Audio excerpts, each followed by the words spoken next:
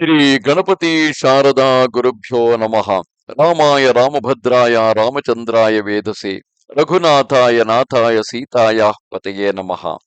Welcome to all for this session on Ramayana to chapter 30 of Uttara Kanda in Ramayana. Dashagriva allies himself to Madhu.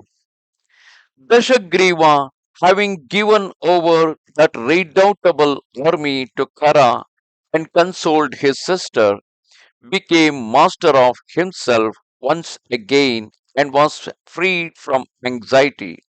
Thereafter, the powerful Indra among the Rakshasas penetrated into the marvelous Nikumbhila grove, where he beheld hundreds of sacrificial poles and altars, and as if blazing in brilliance, a sacrifice was being performed. There, clad in a black antelope skin, holding coconut losta and staff, he beheld his own son Meghanada of that aspect, approaching him, the Lord of Lanka, clasping him in his arms, inquired of him, "What are you doing here, O child? Tell me truly." Then that excellent twice born of rigid penances, Ushanasa, in order that the sacrifice should prove auspicious, answered Ravana, saying, "I shall tell you myself, O king. Listen to all that has taken place. 7 sacrifices with countless preparatory rites have been undertaken by your son. Agnistoma, Ashwamedha, Bahus, Swarnaka, Rajasuya, Gomedha, and the Vaishnava, and having engaged in the Maheshwara sacrifice, difficult for men to undertake, your son, on its completion, received gifts from the Lord of creatures himself, a stable and celestial chariot, his stable and celestial chariot coursing at will in the sky, power of illusion by which darkness is created on the field of battle, so that even the gods and asuras can no longer find their way. And in order to exterminate the enemy in combat, O king, he has also been granted 2 inexhaustible quivers, bow that no weapon can shatter, and powerful arrow.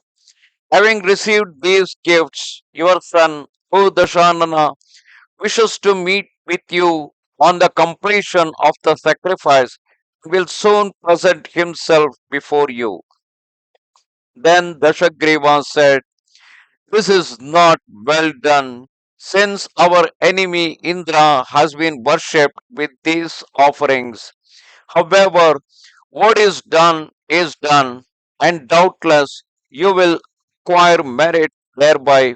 Let us now return, my friend, and enter our abode." Thereafter, Dashagriva with his son and Vibhishana returned to his dwelling and caused all the captives who were crying and sobbing to be brought down. And the virtuous Vibhishana, being aware of his intention regarding these women who were noble and veritable pearls, offspring of the gods, Danavas, and Rakshasas, said to his brother, "It is practices such as these which you do follow with deliberate intention, despite your knowledge of the causes of destruction of beings that are ruinous to your good name, your family, and fortune. After ill treating their relatives, you have carried away these high-born women, while Madhu frowns you by carrying off Kumbhinasi, one of the sister of Aikasi, happens to be the mother of Ravana. So Kumbhinasi is a younger mother of Ravana. Then Ravana answered, "I was not aware of this. Who is this Madhu of whom you speak?" And Vibhishana replied to his brother indignantly and said, Learn the consequences of your evil karma. The elder brother of our maternal grandfather Sumali, virtuous old man called Malyavan, ranger of the night, the father of our mother, is the grandfather of Kumbhinasi, so that we are virtually her brothers. She has been borne away by Madhu, a Rakshasa of superior power, while your son was engaged in the sacrifice and I was bathing in the waters. Kumbhakarna, on his side, was still under the influence of sleep, having slain the aged ministers, that foremost of night rangers instantly carried away the princess most ruthlessly, though she was in the precincts of the inner apartments. Though these ill tidings were known to us, we did not slay the ravisher, since it is imperative that a young girl be provided with a consort by her brothers. This is the fruit of your perverse and wicked conduct, which, as you see, you are now reaping in the world itself. Hearing these words of Vibhishana's, that Indra of the Rakshasas, Ravana, wrought up through the wickedness of his soul, like unto an ocean with surging waves, his eyes red with anger, said, let my chariot be harnessed speedily, let my warriors stand ready with my brother Kumbhakarna and the foremost of the rangers of the night in their conveyances heaped with every weapon. Today, having slain Madhu, who dares to defy Ravana, I shall go to the region of the gods, burning to fight, surrounded by my companions.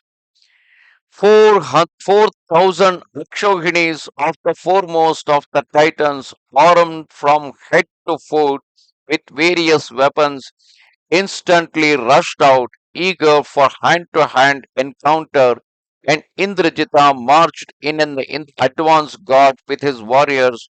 Ravana occupied the center and Kumbhakarna the rear guard. As for the virtuous Vibhishana, he remained in Lanka faithful to his duty. All the other warriors advanced against Madhu's city, and they were mounted on mules, buffalo, fiery steeds, porpoises, and great serpents, covering the sky and beholding Ravana on the march. Hundreds of Daityas who were at enmity with the gods followed him.